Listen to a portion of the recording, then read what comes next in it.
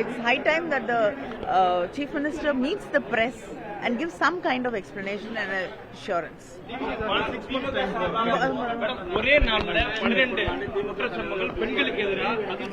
இந்த ஆட்சி தாவேக ஆட்சி பொறுப்பேற்றுக் கொண்ட பிறகு அவங்க பதவிக்கு வந்த பிறகு தொடர்ந்து பெண்களுக்கு எதிரான குற்றங்கள் நடக்கிறது அப்படின்னு சொல்லி ஒரு பொய்யான பிரச்சாரத்தை உருவாக்கித்தான் அவர்கள் ஆட்சி பொறுப்பிற்கே வருகிறார்கள். அப்படிப்பட்டவர்கள் ஆட்சி பொறுப்பை ஏற்றுக்கொண்ட பிறகு ஒவ்வொரு நாளும் பெண்களுக்கு எதிரான குற்றங்கள் அதிகரித்துக் கொண்டிருக்கிறது. மிக முக்கியமாக குழந்தைகளுக்கு எதிரான குற்றங்கள் தொடர்ந்து நடந்து கொண்டிருக்கிறது. அதை பற்றி அரசு எந்த கவலையும் காட்டவில்லை. அவங்கள அதை பத்தி எந்த அக்கறையும் இல்லாத அளவுக்கு தான் அவர்கள் செயல்பட்டு கொண்டிருக்கிறார்கள். அதை விட மோசமாக அதை எப்படி மூடி மறைப்பது அப்படிங்கிற வழிகளைத்தான் இன்று அவர்கள் தேடிக்கொண்டிருக்கிறார்கள்.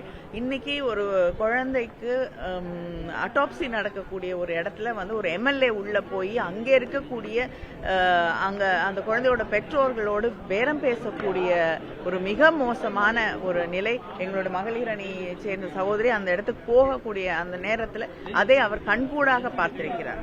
அதனால இப்படிப்பட்ட ஒரு மிக மோசமான சூழலில் தான் தமிழ்நாட்டை கொண்டு போய் அவர்கள் தள்ளி இருக்கிறார்கள்.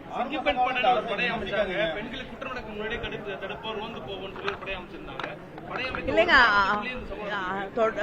சம்பவங்கள் அதிகரித்து தான் இருக்கு. அந்த பெண் படைக்கு முன்னாடியே இருந்ததை பேர் மாற்றம் செய்து தருவதை பத்தி கூட நாங்க பெருசா பேச விரும்பல.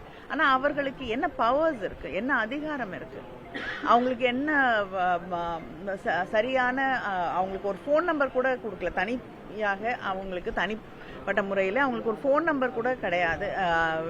ஏதோ ஒரு குற்றம் நடக்குது இல்லைன்னா ஒரு பிரச்சனை இருக்குன்னா அவங்க தொடர்பு கொண்டு அந்த பெட்ரோலிங் அந்த பகுதியில் இருக்க ஏதாவது ஒரு குற்றம் நடந்து கொண்டிருந்தால் அவங்களை காப்பாற்றுறதுக்கான வகை கூட கிடையாது. இப்படி இருக்கக்கூடிய ஒரு சூழல்ல ஒவ்வொரு நாளும் குழந்தைகளுக்கு எதிரான குற்றங்கள் அதிகரித்து கொண்டே வரக்கூடிய ஒரு சூழல்ல முதலமைச்சர் இதுவரைக்கும் வாய் திறந்து ஒரு வார்த்தை கூட இதை பத்தி பேசுறதுக்கு அவர் தயாராக இல்லை.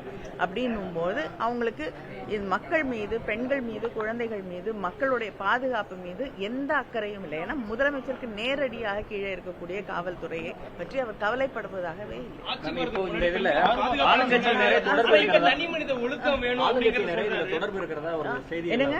இந்த மாதிரி பாலியல் குற்றங்கள்ல ஆளுங்கட்சியினருக்கும் தொடர்பு இருக்கு. நிறைய சம்பவங்கள்ல ஆளுங்கட்சியினரே ஈடுபட்டு இருப்பதாக தெளிவாக தெரிகிறது. அது மட்டும் இல்லாம தனிநபர் ஒழுக்கம் அப்புறம் ரொம்ப வசதியாக போதை அப்படிங்கறதெல்லாம் சொல்றாங்க. இவங்க அவங்களுடைய கடமையிலிருந்து தவறுகிறார்கள். அது மட்டும் இல்லாம அவர் பல நேரங்கள்ல பெண்களுடைய உடை தான் அவங்களுக்கு எதிராக நடக்கக்கூடிய குற்றங்கள்லாம் திரைப்படங்கள்ல அவர் பேசிட்டு தான் இந்த இடத்துக்கு வந்திருக்காரு. அதனால ஒருவேளை பெண்கள் மீதே இந்த குற்றங்களை அவர்கள் திருப்புகிறார்களான்னு தெரியல.